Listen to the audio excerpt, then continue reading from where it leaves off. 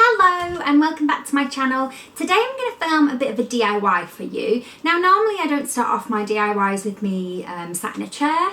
Normally I just get going with it, but I just thought I would explain a little bit about this DIY and why I've decided to do it. So obviously we're heading into autumn and winter now, and the tendency will be to go out and buy loads of new clothes that suit the season more. And don't get me wrong, I love an excuse to go and buy some new clothes, but I also really like trying to transform your summer wardrobe into something that you can wear for autumn winter, and that's what I'm going to do today. And I'm going to do it using dye.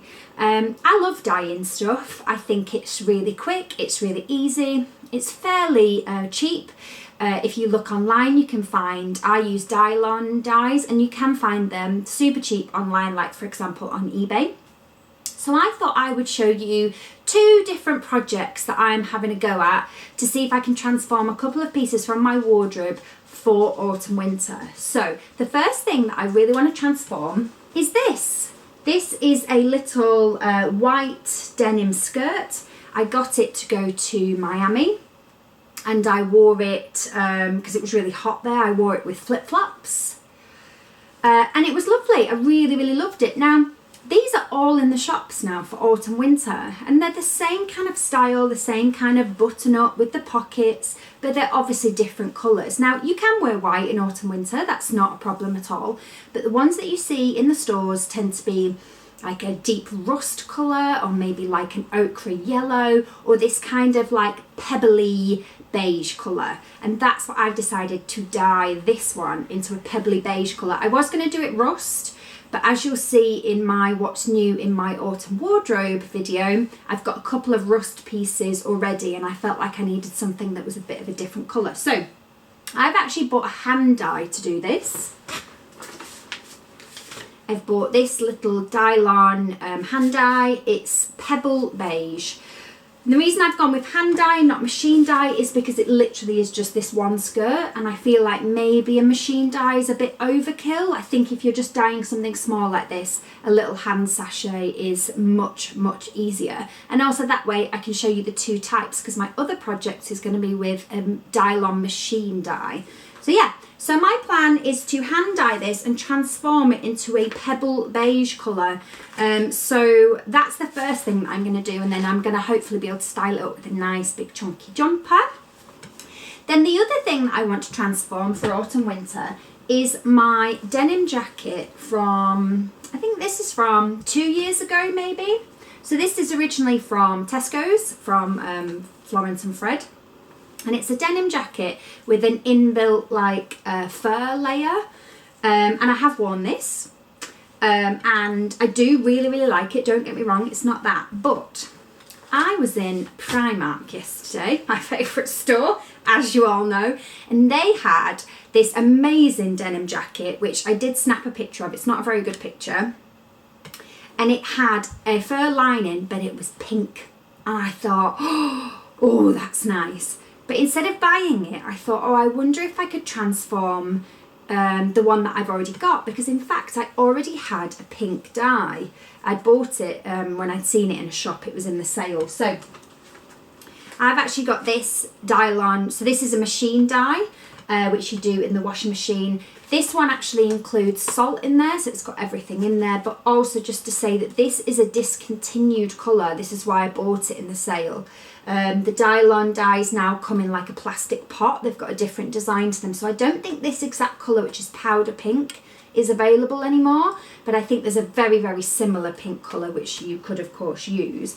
So I'm going to try this on this fur liner. So this fur liner unbuttons and it comes out of the jacket so that you're left with just the denim jacket. So I'm going to try and dye the fur liner pink in my washing machine, but I also, the jacket that was in Primark was a lighter wash denim, so I may have a little go at trying to bring what's the word, like slightly bleach down this denim. Don't know how well that's gonna go, so I would only, if you're gonna have a go at this, I would just try the dyeing bit, because my bleaching bit is going to be very experimental and there's no guarantee that it's actually going to work out. But I'm going to have a go because I already had this jacket and it was actually possibly in a pile to go on Depop or go to the charity shop. So I think if I could transform it into something a bit cooler, then I would definitely keep it. So that's what I'm going to do today. So I thought I would show you. I'll be a bit more of an informal DIY this one, a bit more sort of vlog style, because I think that would be a bit easier than setting up the old tripod. But yeah, so let's crack on. I'm going to start with the skirt first. Okay, so the first thing I have to do with both the skirt and the liner to dye them is wash them. So yeah, I'm going to put them through on a bit of a quick wash and then you leave them damp, and then they need to be damp for when you dye them. So I'm going to whack them in the machine now and get them washed.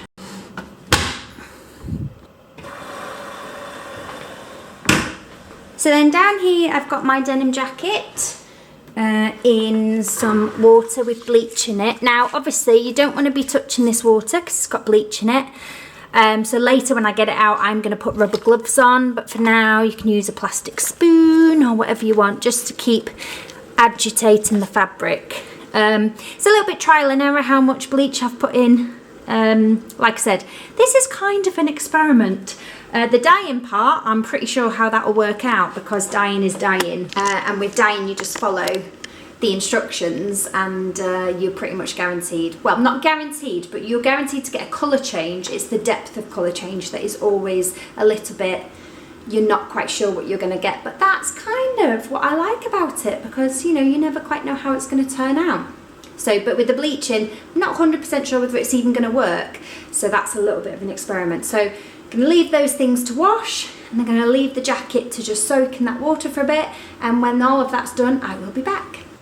Okay, so the skirt is out of the washing machine. It's still damp, and I'm just getting ready to mix up my packet dye.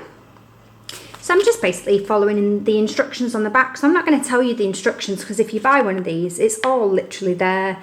It tells you how much water to use, how much salt to use. So I've just measured out my salt. It's literally table salt. I've got mine from Tesco.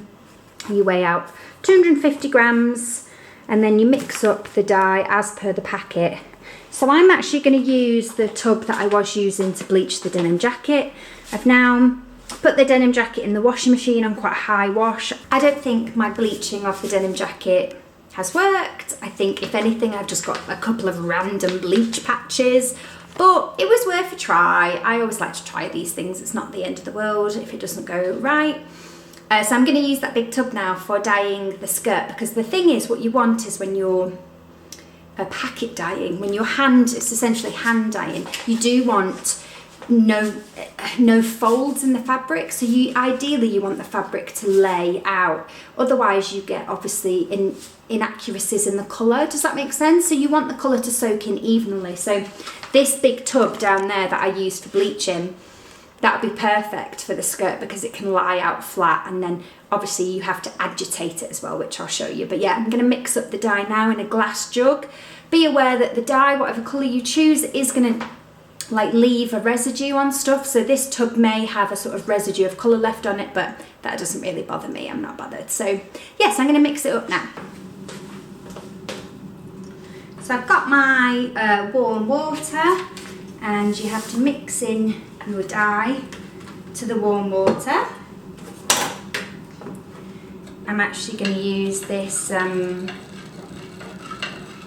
palette knife, which is plastic. If you use a wooden spoon, you'll find that the dye will stay in the wooden spoon, so that's why I'm using this, because the colour won't dye this. You want to stir it up really, really well to make sure it's all dissolved. You can put it down in the tub, and then if you stir it, if you spill any, it doesn't matter. So I'm doing this in the kitchen, but you might want to do it outside, and just in case you spill any dye. You also are supposed to wear rubber gloves, which obviously I'm not either, because I like to live on the edge. Right, so we've stirred that up, and then we need 6 litres of warm water, and then we stir in the salt.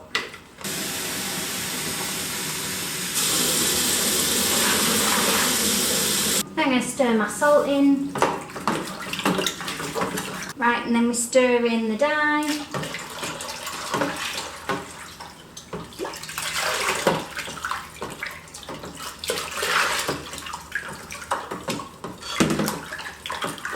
I'm actually going to unbutton the skirt, I think, just to make sure that the colour goes everywhere.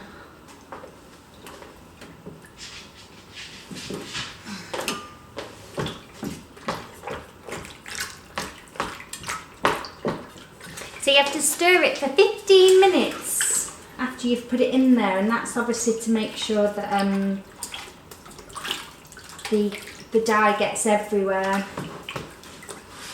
I think I might have liked to have put 2 packets in here to make it a stronger mix, but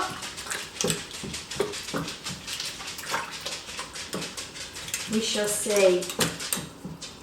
So after you've agitated it for 15 minutes, you then need to just stir it every so often, and it sits in the dye for 45 minutes. Okay, so I've taken out the denim jacket, which it has failed miserably, as some of my DIYs do. It's a little bit patchy. There are areas that are bleached, but it's not like a nice all over effect. But it's totally still wearable. I've not like ruined it or anything, but I would advise not to attempt. There is a way to do it.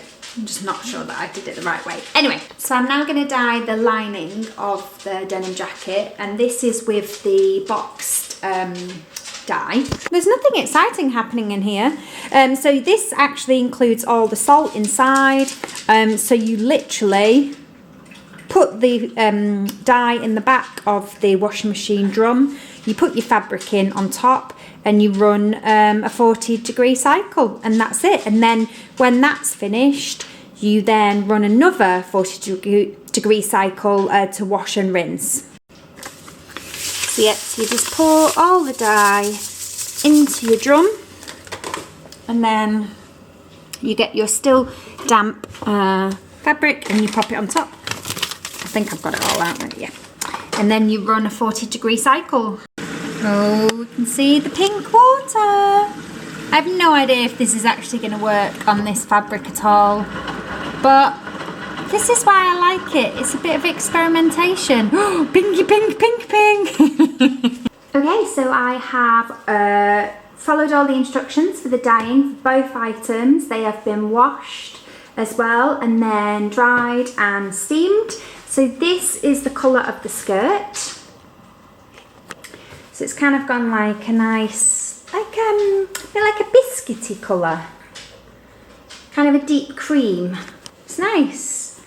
The stitching has stayed a little bit white, but that's normally what happens, so you do need to be sort of prepared for that. You can see it on the hem, but on something like this, that's quite a nice detail. But obviously if you're dyeing something really dark, do prepare yourself for the fact that the stitching could possibly stay a lighter colour. But I'm really happy with that. The skirt's come out really nice. And then for the little fur gilet, so it's not come out bright pink, but then I didn't want it bright pink. So as you can see, the actual cotton liner has obviously gone a deeper colour than the actual fur, and that's because the fur is an acrylic, and it is quite hard to dye acrylic for the colour to take. But I'm really happy with it. Look how hot pink the label is though.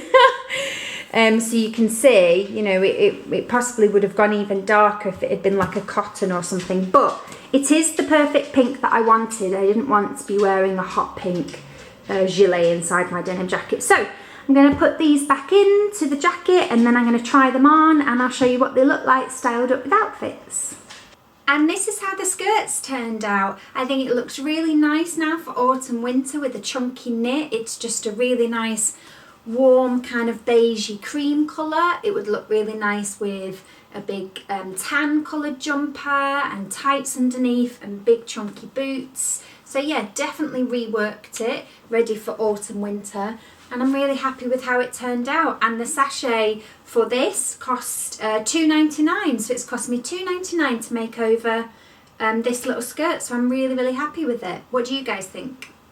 And this is the finished jacket. I'm really pleased with it. I think it looks really, really nice. The fur lining has just got a nice hint of pink to it. It's a nice pastel-y pink.